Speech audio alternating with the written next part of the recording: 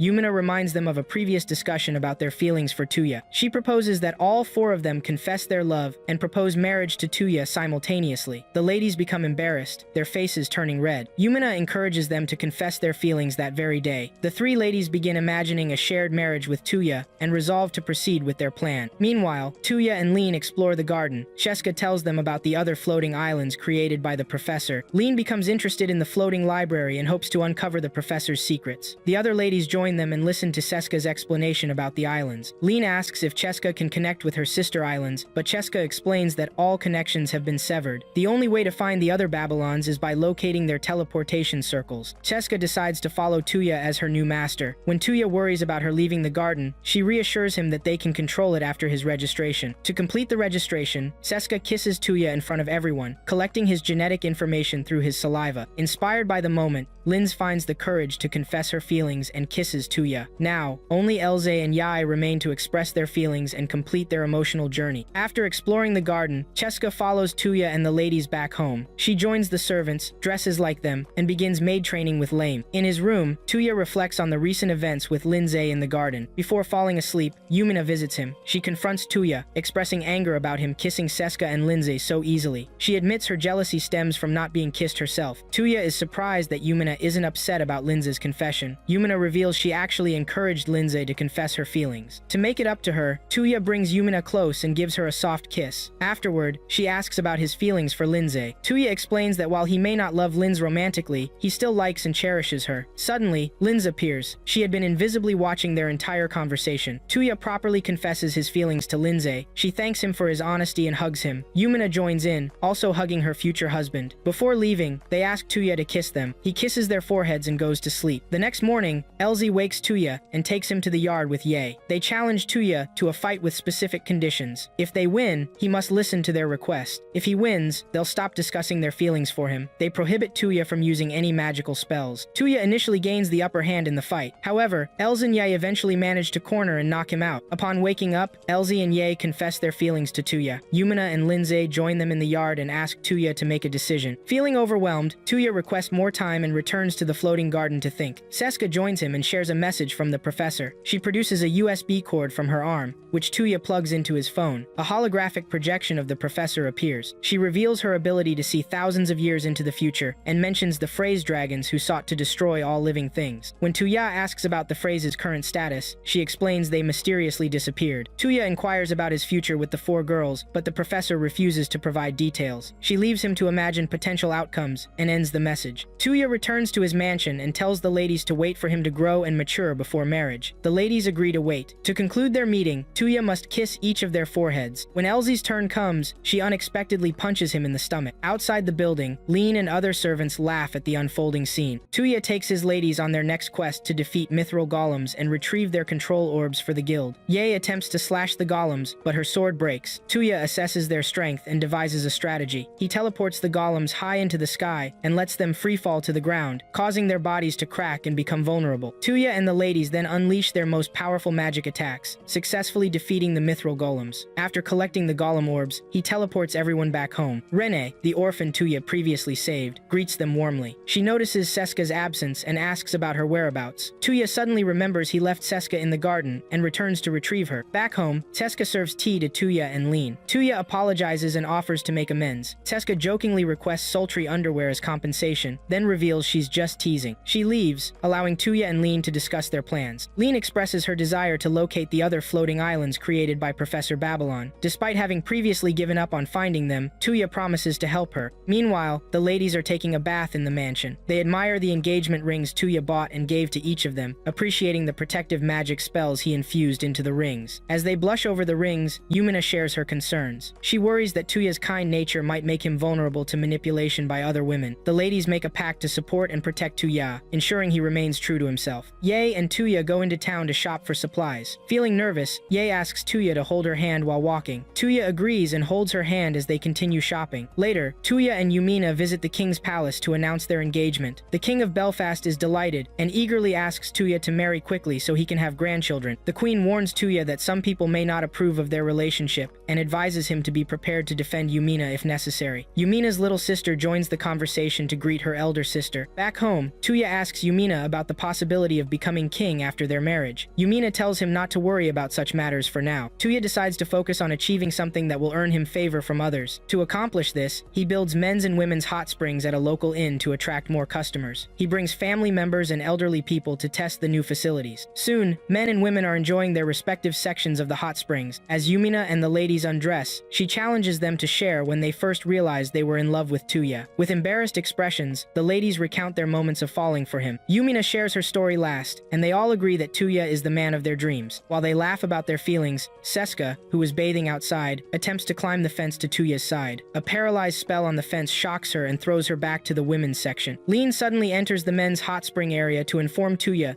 that she has found the next Babylon floating island. Tuya and his ladies travel east to the Rabbi Desert, searching for the ruins of the second Babylon floating island. Tuya appears indifferent about finding the island, hoping to complete the mission quickly. However, he acknowledges that they might need the second Babylon's power if the phrase monsters return to Earth. As they survey the desert, they spot a UFO attacking people. They immediately halt their journey to help, confronting the UFO and buying time for the people on the ground to escape. Despite directing multiple magic attacks at the object, they find it incredibly resilient. Suddenly, Ende, Tuya's old friend, makes a surprising appearance. After exchanging greetings, Ende boards the UFO and destroys it. Tuya, astonished, asks how he managed such a feat. Ende explains he used a magic frequency similar to the UFO's own. He further elaborates that the UFO likely slipped into their world from another dimension, suggesting the multi-dimensional barrier separating worlds is weakening. Shortly after explaining, Ende takes his leave. Tuya and his ladies provide water to the adventurers. Their leader, Rebecca, reveals they were rescuing girls from slave masters and seeking to help them. Tuya asks about their destination. Rebecca explains they first need to remove the enslavement collars from the girls' necks. Tuya uses the apport spell to remove the collars. Yumina invites the girls to Belfast to start a new life. Everyone agrees, and Tuya teleports them to Belfast. Back home, Lean inquires about Ende. Tuya explains he met Ende while buying engagement rings and helped him pay for his purchases when Ende couldn't use his old coin. Lean becomes suspicious of Ende and warns Tuya to be cautious about him. The girls ask Tuya to explain the earlier encounter. Tuya shares information about the phrase and their history with Earth, suggesting the creature they fought might have been from another world. He asks Seska if the professor created any weapons to fight the phrase monsters. Seska confirms such weapons exist, but are stored in the next Babylon island they're seeking. Excited, Tuya immediately teleports himself and the ladies to the Rabbi Desert. Lean uses magic to reveal an invisible barrier around the ruins, allowing Tuya to enter first. Inside, he activates the teleportation mechanism and travels to the Workshop Island, meeting its guardian, Rosetta. Rosetta demands verification before allowing Tuya to take over. When Tuya mentions he's already acquired the Garden Island, Rosetta becomes more cooperative. For his test, she asks him to guess the color of her underwear without moving. Using his long-sense spell, Tuya discovers she isn't wearing any underwear. Rosetta confirms his observation and appoints him the new master of the Workshop Island, completing his registration with a kiss, similar to Seska's. Tuya explores the workshop and discovers its capabilities. Rosetta shows him a white room where engineers can manufacture anything with just a few taps. As a test, Tuya asks her to copy his gun using mithril material, which she successfully does. When Tuya inquires about creating frame gears, Rosetta explains she can't without the original blueprints. Tuya uses Gate to bring the others to the Workshop Island. He proposes merging the two islands, which Seska and Rosetta agree to. They begin heading towards Belfast. Back at the mansion, Tuya offers Rebecca and her group temporary accommodation while they search for suitable jobs in town. Rebecca and her partner thank Tuya for his kindness. A few days later, Tuya visits Rebecca and the freed slaves at their new workplace in a cafe. He had recently built a library in town and welcomes them warmly. Everyone greets him and offers him a drink. Tuya reflects on the success of his bicycle business, which he's been mass-producing using Rosetta's workshop and selling at a profitable price. One of the freed slaves complains about lacking magic aptitudes, despite his grandfather having null magic. Tuya encourages the young boy to keep trying, assuring him that his magical abilities will likely develop over time. After visiting the library, Tuya and Yumina go to the guild to register for available quests. The attendant recognizes Tuya and requests his help finding a book about the Order of Rose from his library. On their way back, Yumina explains everything she knows about the Order of Rose. She tells Tuya about the book's author, her close friend and princess of the Refrees Imperium, Renriri Refrees. After hearing about the author, Tuya decides to first exterminate the bloody crab in the desert. He takes Yumina to the forest and quickly defeats the creature in just a few minutes. They bring the crab back to the guild and receive their rewards. Yumina's guild rank is upgraded, now matching Tuya's level. Tuya then asks the guild attendant to list all the books she and her colleagues might be interested in reading. He offers to provide these books from his library free of charge. The attendant writes over 20 book titles on a piece of paper and hands it to Tuya. Tuya visits a bookshop with the guild attendant's list. After several hours of searching through the massive catalog, he successfully finds all the requested books. As he prepares to pay and leave for his library, he overhears a customer throwing a tantrum about the last copy of Rose Magi being sold out by Tuya himself. The customer begs Tuya to sell her the book. When he refuses, she proposes a deal. She'll give him an autograph in exchange for the book. Initially thinking she's just trying to trick him, Tuya investigates and discovers she's actually Princess Riel Refrees. Disgusted by her behavior, he mentions Yumina. Upon learning Tuya is Yumina's fiancé, Riel becomes quiet. Tuya goes to the workshop, prints another version of Rose Magi, and gives it to Riel. He then delivers the books to his library, where the ladies happily collect them. Turning to the little boy who was complaining earlier, Tuya asks about his goals. The boy expresses a desire to become strong to protect someone dear to him. Tuya notices the boy making eye contact with a freed slave girl working at the reception desk, realizing she's the one he wants to protect. Tuya takes the boy to the palace and asks the head of the knights to train him. He meets Lindsay and takes her to the Silver Moon hot springs to relax. The inn owners thank him profusely for his help with the hot springs. After their bath, Tuya buys Lindsay a beautiful dress. She puts it on and looks stunning, though she becomes nervous and trips. Tuya catches her and compliments her appearance. The day ends pleasantly. A few days later, Riri releases her next book series. Tuya reads the first volume and discovers the story suspiciously resembles his own experiences. Upset, he promises to confront her the next time they meet. Tuya finds Lindsay reading and advises her to take breaks to avoid overexertion. Lindsay thanks her fiancé for his concern and gives him a list of books needed for the library. Tuya heads to the Empire to purchase the books. Upon arrival, he discovers the entire empire in ruins. Racing towards the palace, he encounters the army attacking a local policeman. Tuya rescues the policeman and learns that the army general might be staging a coup d'etat. Rushing to the palace, he hears a woman screaming. He locates the source and saves the emperor's daughter, Lucia, from imminent danger. Lucia immediately falls in love with Tuya after seeing his beautiful eyes. Carol, Lucia's guard, arrives and thanks Tuya for saving her. Tuya explains he used teleportation magic to come to the Empire to buy items for his shop. Carol begs him to teleport them to the Emperor's bedchambers to check on him. They arrive to find Army General Bazor standing over the unconscious Emperor. Tuya introduces himself and demands an explanation. Bazor claims the Emperor is too ill to rule. Recognizing this as a lie, Tuya presses for the truth. The general reveals his plan to wage war against the three allied nations, Refreeze, Belfast, and Mizmead. Tuya challenges him, highlighting the strength of these nations. Bazor then reveals his secret weapon. He summons a devilish beast he's been in a pact with for 20 years. The general wears two special bracelets, one repelling magic attacks, the other repelling physical attacks. The beast can also nullify magic attacks. Realizing this is not a battle he can easily win, Tuya retreats. He teleports the Emperor, Lucia, Carol, and himself back to his mansion in Belfast. Tuya explains the Empire's situation to his fiancés. They worry about facing such a strong opponent, but Tuya reassures them he has a plan to defeat the general. After their meeting, he introduces Lucia to his fiancés. When Yumina introduces herself as Tuya's fiancé, Lucia frowns. Yumina notices her reaction and challenges her after Tuya leaves. Tuya meets with the King of Belfast to discuss the Empire's crisis. Before serious talks begin, the king jokes about making Tuya the next heir to the throne. Tuya nearly panics, as he has no desire to become king. After hearing Tuya's plan to defeat Bazor, the king gives his approval. At the workshop, Tuya consults Rosetta about Bazor's weapons. She recalls similar artifacts in the workshop that may have been lost over time. Returning to the mansion, Tuya finds the Emperor awake. Everyone gathers to discuss defeating the general. Lucia asks Tuya to help find her brother using his magic. Using the recall spell, Tuya obtains an image of her brother and tracks him with his smartphone. The Emperor recognizes the location as General Romeo's mansion. Fortunately, the Imperial Prince is safe. Tuya assures the Emperor that he and his girls will handle defeating Bazor. The next day, he summons his beasts and travels to the Empire. While the ladies and beasts manage the guards, Tuya confronts Bazor's magic devilish beast. Surprisingly, Tuya uses Excel and gravity spells to immobilize the Demon Lord. He then traps Bazor in a tempered glass cell filled with rotten slime. Bazor suffocates and passes out, defeated in the most comical manner. The Empire restores order and addresses its people. The Imperial Prince reunites with his family, and Tuya returns to his fiancés. Lucia joins them and discovers the excitement of being one of Tuya's fiancés. The Emperor invites Tuya to lunch to formally thank him for defeating Bazor. As a gesture of gratitude, he decides to betroth Lucia to Tuya. Tuya tries to find a way to reject the engagement, but Yumina accepts the proposal on his behalf. Left with no choice, Tuya accepts Lucia as his new fiancée, and so, Tuya gains his fifth wife. The other ladies celebrate the addition to their family, while Tuya feels overwhelmed by the growing number of women in his life. Tuya discusses the Emperor's land gift with the kings. They plan to grant him land and make him the ruler of a new kingdom. This will provide Tuya with a status befitting his marriage to Yumina and the others. Tuya accepts the offer to become a monarch and returns to his mansion. His wives enthusiastically celebrate his new achievement. They ask about the kingdom's name, and Tuya chooses Brunhild, which the ladies approve. He considers teleporting the entire mansion to the new kingdom, but the girls suggest keeping it as their base in Belfast. During their discussion, Lucia arrives in a new dress and joins the family meeting. She suggests building a castle to establish Tuya as a true ruler. Everyone agrees. They visit the Babylon workshop and work with Rosetta to plan the castle's construction. Rosetta explains the extensive list of materials needed, which becomes so lengthy quickly that Tuya grows tired. They remember an abandoned castle in a ruined kingdom and gather supplies from it. Within a few days, Tuya builds the castle using looted materials and modeling magic. Tuya and his wives visit the new castle for the first time. Lean joins them and quickly makes herself at home. Servants arrive and set up their workstations. Tuya ensures a teleportation portal connects the castle to their mansion in Belfast, allowing easy transportation between the two locations. Tuya and Rene test the new portal, traveling to the mansion. There, Tuya learns he's been summoned to the palace. He meets Rick Refreeze, who has heard about Tuya's new kingdom. Rick wants to visit the new castle along with the king of Belfast. Tuya takes them to his castle and gives them free reign to explore. He contemplates adding indoor recreational sports but worries his wives might destroy everything. Despite his concerns, he creates various recreational facilities and adds a spa for the ladies to relax. Later, Tsubaki visits Tuya and requests to serve under his leadership. She explains that the Takedans have disbanded. The new lord neglected his people and lost his lands to powerful nations. Tsubaki hopes to bring her remaining people to live in Tuya's kingdom. Tuya agrees and welcomes them. The next day, Tuya meets the new citizens, who express deep gratitude. He discusses nation building with Master Kusaka, who becomes Brunhild's urban planner. Using his magic, Tuya quickly constructs houses and infrastructure, transforming the kingdom from a single castle to a growing settlement. Lucia struggles to adjust to her new life as Tuya's betrothed. She shares her concerns with the other wives, who reassure her she'll soon feel at home. She prepares lunch for Tuya and meets him in town. Tuya eagerly devours the meal she prepared. Tuya invites monarchs from other kingdoms to enjoy his new castle. They spend the day eating, drinking, and playing games. As night falls, Tuya takes everyone outside to watch fireworks. The monarchs are amazed by this novel entertainment. Tuya approaches Lucia and presents her with an engagement ring. Her face lights up with joy as he places the ring on her finger and holds her hand. Tuya and his girls journey to find the next Babylon ruin. They discover a strange structure with a hole in its head. Tuya enters and teleports himself to the alchemy ward, meeting Flora, a robot with a notably large chest. Tuya explains he's already taken over the workshop and garden, and now wants to claim the alchemy ward. Flora agrees, but first wants to test his validity. She has him touch her chest and then kisses him, completing his registration as the ward's new master. Tuya explores the facility. Flora explains the alchemy ward's ability to mix magic with physical matter to create chimeras and other creatures. She shows him various equipment and liquids. When he brings his ladies to the facility, Linz and Elze are shocked by Flora's large chest and feel self-conscious. Flora deliberately mentions kissing and touching Tuya before their arrival, causing the ladies to become jealous and scold Tuya. After claiming the alchemy ward, Tuya returns to his kingdom and begins learning a new spell called Fly. As expected, he quickly masters the spell, adding his own unique twists. He then practices by using a levitation spell on Linz, taking her to the castle's highest floor. Tuya uses his fly spell to explore his small kingdom. The Takedans he previously took in cheer him on as he flies overhead. He waves back to them. Afterward, Tuya visits Yae's parents to discuss their engagement. Surprisingly, Yae's father immediately grants his blessing without hesitation. Tuya visits Lindsay and Elzie's uncle, who also supports his marriage to their nieces. During the meeting, a young family member asks if Tuya could defeat a thunder bear. Curious, Tuya inquires about the situation. Linz's aunt explains that thunder bears have been terrorizing nearby villages. Tuya heads to the forest and defeats all the thunder bears he encounters. Afterward, he visits the library and meets Ende again. He sits Ende down and asks about the phrases. Ende explains that the phrases are otherworldly creatures searching for the king's core. This core emits an infrasonic sound that attracts them. However, human heartbeats mask this sound, so the phrases must kill humans to reduce the noise. Ende mentions he's also searching for phrases to destroy their source before advanced ones arrive. He leaves shortly after their conversation. Tuya visits the workshop and asks Rosetta about mass-producing frame gears. She explains that creating one would require too many materials, so they can only gather resources for now. Returning to his mansion, Tuya consults his beasts about finding materials. They suggest forming a pact with the Flame Emperor, who could help him obtain the necessary resources. Tuya goes to his yard and summons the Flame Beast with his other beasts' help. He proposes forming a pact, which she immediately accepts. Tuya names her Kogyoku. She transforms into a small bird and perches on his shoulder. Kogyoku then sends a message to all nearby birds, instructing them to search for other Babylon ruins and report back when they find one. Tuya wakes up on a beautiful morning to find Yumina sleeping next to him. He greets her but suddenly realizes she wasn't there the previous night. Confused, he asks Yumina about her presence in his bed. She explains she wanted to spend time near her fiancé, who's been busy building a nation. Shocked, Tuya falls off the bed, wondering how exhausted he must be to not notice her arrival. Yumina playfully pecks his cheeks and leaves to change. Later that morning, Tuya sits in the yard to get some peace from the girls. The Flame Beast arrives with a report from a scouting bird about a potential Babylon ruin location. Tuya gathers his girls to discuss the upcoming trip. They speculate about what they might encounter on their journey. Soon, they set out on the road. During their travels, they encounter a rhinoceros monster. The girls charge forward and defeat it quickly, leaving Tuya to watch as they handle all the monsters on their own. Miles later, they reach the Babylon ruin. Tuya finds the magic circle and teleports to a floating island. There, he meets the administrator, Monica, and introduces himself. Monica initially tries to attack Tuya, but he dodges her attempts. She challenges him to prove his strength. Tuya cleverly uses a slip spell to make her trip repeatedly until she gives up. Impressed, Monica appoints Tuya as the new head of the Babylon hangar. Excited about discovering the hangar, Tuya asks Monica to show him around. She takes him to see the world's first frame gear, which thrills Tuya, and he eagerly prepares to ride it. Monica dampens Tuya's excitement by revealing the frame gear doesn't work. As Tuya feels disappointed, she suggests Flora from the alchemy ward might help. Returning to the mansion, Tuya learns they need a massive number of spell stones to activate the frame gears. Using his phone, he locates and mines spell stones nearby. They successfully activate the frame gears and prepare to pilot them. Before using a real frame gear, Rosetta builds a simulator for Tuya to practice. He appreciates her thoughtfulness and quickly masters the simulator,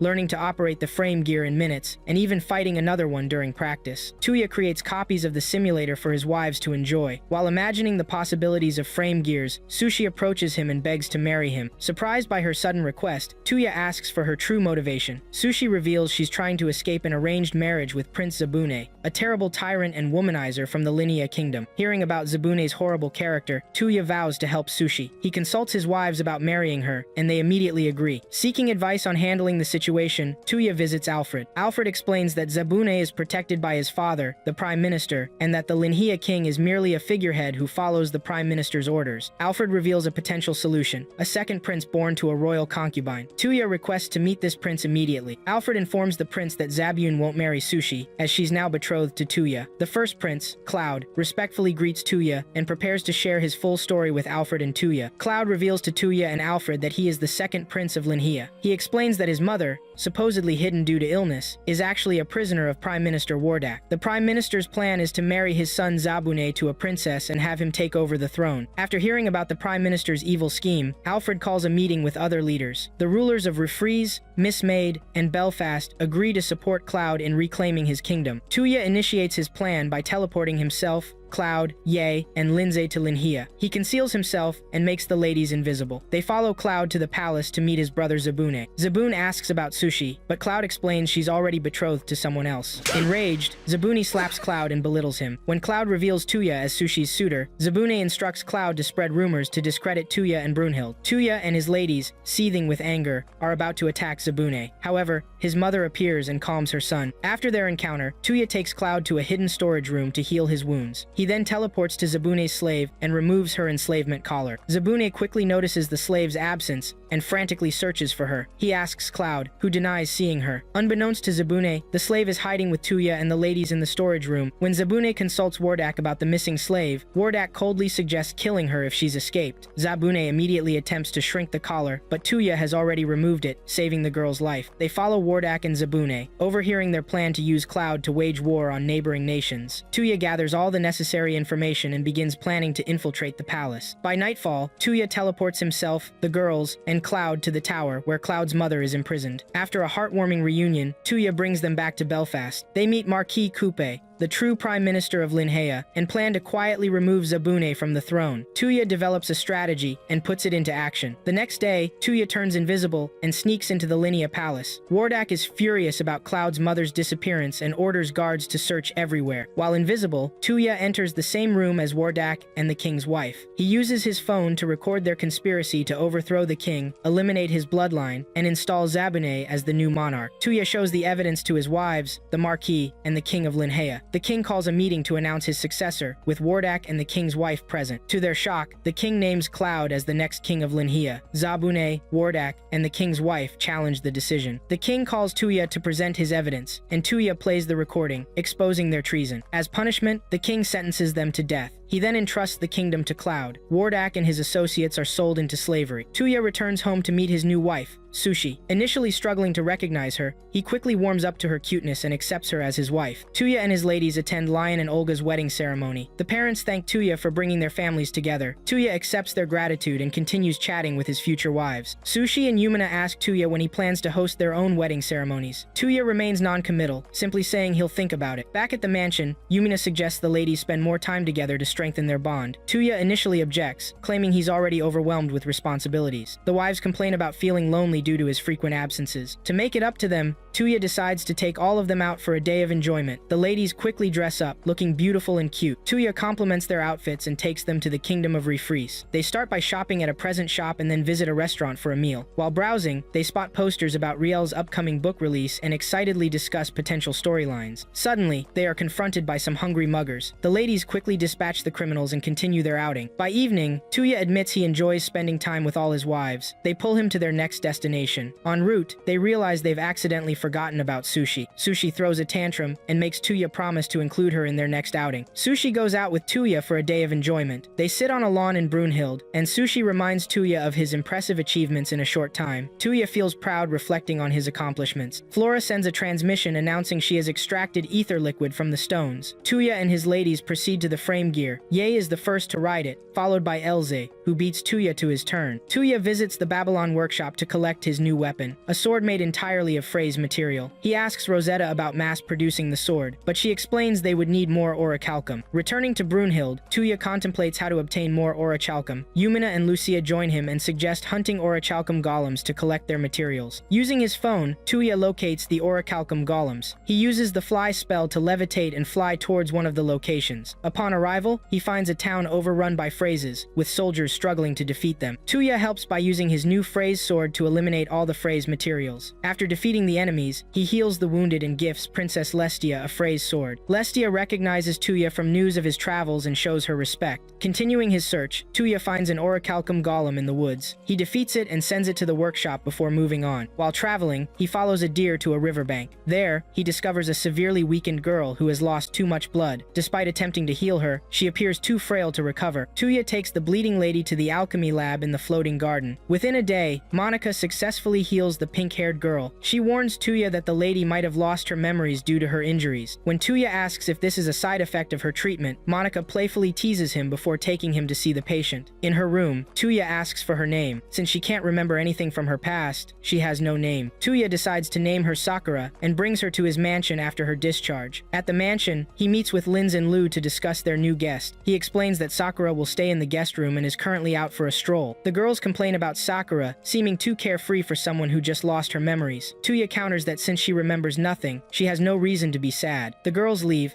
and Tuya joins Sakura in the garden. He finds her singing beautifully. Impressed by her voice, Tuya compliments her. He then takes her to the music room, where he plays piano while she sings. The other girls are drawn by her sweet voice and join them. Everyone enjoys the performance as Tuya adds his own style to the music. After their musical moment, Tuya visits the Adventurers Guild for a new job. The attendant requests his help in defeating a powerful monster called the Catoblepas. Tuya asks the guild attendant for more details about the Catoblepas monster. She explains that these creatures can petrify attackers with their eyes, and 13 adventurers have already been turned to stone. The monsters reside in the Militia Mountains. Learning about the substantial reward, Tuya decides to take the job. He consults his wives-to-be, who discuss the mission and agree to help him. Tuya takes his wives to the alchemy ward and provides them with new swords to aid in defeating the monster. They enter the forest and use Tuya's smartphone to locate the Catoblepas. Soon, they encounter a Catoblepas eating grass. When the monster spots them, everyone attacks. Their magic seems ineffective, and the monster releases poisonous smoke that nearly affects Lindsay. Tuya saves her and then seriously engages the monster, decapitating it with his sword. After killing the first monster, Tuya's body begins to petrify. He uses his power to remove the stone from his leg and change his shoes. Shortly after, Lu's skirt and lower body get petrified, requiring her to change clothes. A second Catoblepas appears and petrifies Tuya's legs. He removes the stones and defeats this monster as well. His wives thank him for his help. They return to the Adventurers Guild, bringing the 13 petrified adventurers. Tuya frees them and collects their reward. Afterward, Tuya and the other kings test a new batch of frame gears. They relax together once the tests are complete. Meanwhile, Princess Hilda of Lestia and her grandfather discuss the unique sword Tuya's people are developing. Her grandfather considers visiting Brunhild to discuss business with Tuya. Hildy, eager to see Tuya, agrees to accompany her grandfather. While supervising frame gear creation in the workshop garden, Tuya receives a message about someone claiming to be his older sister waiting at his mansion. he rushes home. After introductions, the wives leave them alone. It explains she came from heaven to feed on the immense love surrounding Tuya. Tired of her chatter, Tuya allows her to stay. A maid then announces visitors from the Lestia kingdom. They're currently at the knight's training ground. Tuya goes to meet them and finds Princess Hilde and her grandfather. The grandfather greets Tuya and expresses interest in sightseeing. However, he inappropriately touches a maid's backside, causing Hilde to apologize for his behavior. Interested in the frame gears, the grandfather asks Tuya to demonstrate them. At the training field, Hilde and her grandfather are amazed by the robot's incredible strength. When the grandfather asks about Tuya's plans for the frame gears, Tuya explains he's preparing to fight potential phrase monster attacks. The grandfather requests permission to use the robots if needed, which Tuya readily agrees to. Hilde then challenges Tuya, asking to fight the strongest person in his kingdom. Tuya matches Hilde against Ye, his strongest wife, in the arena. After an intense fight, Hilde defeats Ye in a friendly spar. Discovering Ye is one of Tuya's wives, Hilde becomes flustered, having planned to confess her own feelings to Tuya. Ye suspects history is about to repeat itself. Hilde confesses her feelings, and suddenly becomes Tuya's seventh wife. Hilde is thrilled to join Tuya's group of wives, while Tuya remains typically confused. Her grandfather refuses to let her go without a challenge and proposes a fight. If Hilde wins, she can marry Tuya. The other wives welcome Hilde and appreciate the potential kingdom connection. Hilde shyly recounts how Tuya saved her land from monsters, falling in love with him at first sight. The girls cheer her romantic story. They encourage Hilde to win her fight against her grandfather at all costs. During the fight, her grandfather initially dominates. Tuya intervenes by conjuring a swimsuit-clad lady, distracting the grandfather. Hilde seizes the moment and defeats her grandfather in one decisive move. The grandfather gives his blessing, asking Tuya and Hilde to protect each other. Hilde bows respectfully to her new life. Meanwhile, Tuya falls ill with the flu while spending time with Sakura. In a matter of hours, Tuya receives news about discovering abandoned ruins of one of his floating gardens near Hilda's kingdom, Lestia. While he's considering what to do, his 7 wives surprise him by all wearing outfits identical to what his first love, Sister Shuoko, used to wear. When his wives ask him how they look in the outfits, he compliments them all. After this, Tuya travels alone to investigate the abandoned ruins in Lestia. There, he discovers that the ruins contain both the Babylon Tower and the rampart. A guardian named Leora appears and explains everything to Tuya, mentioning that only someone compatible can control the tower. Since Tuya possesses all the necessary affinities, Leora immediately grants him control over the tower. She then introduces him to the tower's administrator, a woman named Pamela, who's found sleeping near a bush. Tuya asks Leora to wake Pamela, but she doesn't respond. Leora uses the smell of a hot kebab to finally wake her up. After eating, Pamela demands more food and shelter before agreeing to serve Tuya. He agrees to her conditions, after which she completes the registration process by kissing him. Following this, she asks for more food, which Tuya provides. Then, Leora also kisses Tuya to complete her own registration process. Once everything is finalized, Leora transfers the rampart's ownership to Tuya. Finally, both Leora and Pamela show Tuya the reactor that transforms air and water energy into magical energy. While Pamela falls asleep, Leora continues showing Tuya around. Afterward, Tuya teleports his wives to the rampart for a tour. As Leora counts Tuya's wives, she notices Sue is missing. Just then, one of Tuya's beasts requests to deliver an urgent message. The beast informs Tuya that Belfast's queen has given birth. Tuya quickly travels to the palace, where he finds the king joyfully holding his newborn son. The king asks Tuya to name the baby, and Tuya suggests Yamato. Delighted with the name, the king lifts the baby high, but when the child starts crying, he hurries to return him to his mother. That evening, the wives enjoy their vacation time at the bathhouse, discussing the upcoming celebration for Belfast's new heir and wondering about their own future children. Meanwhile, outside the bathhouse, Tuya learns from his administrators that he is destined to have 9 wives. This news flusters him, as he already finds it challenging to keep 7 wives happy. Even his servants begin considering marriage with him, leaving him bewildered. Later, his wives line up and demand to know what he was discussing with his servants. Despite Tuya's attempts to stop Leora from revealing the truth about the 9 wives prophecy, they push him aside and hear everything from her. Upon learning this news, they're all surprised. Linz tells Tuya they need to return to the mansion to discuss his punishment. At home, after their discussion, they decide to spare him but demand a kiss on the lips as punishment for keeping secrets. Shocked by their request, Tuya tells them to focus on preparing for the prince's naming ceremony first, promising to kiss them afterward. They agree to this arrangement. That night, during the celebration, everyone enjoys fireworks while serving food to the commoners in honor of the prince's birth. Feeling grateful, Tuya begins kissing his wives as promised. Lindsay, Sushi, Lu, and some others take it well, but Hilde faints from embarrassment, while Ye and Elsie punch Tuya into the sky. After he finishes kissing all his brides, they watch the final fireworks together. They then find Leora holding an orb that can see the future and ask her to look into their master's future.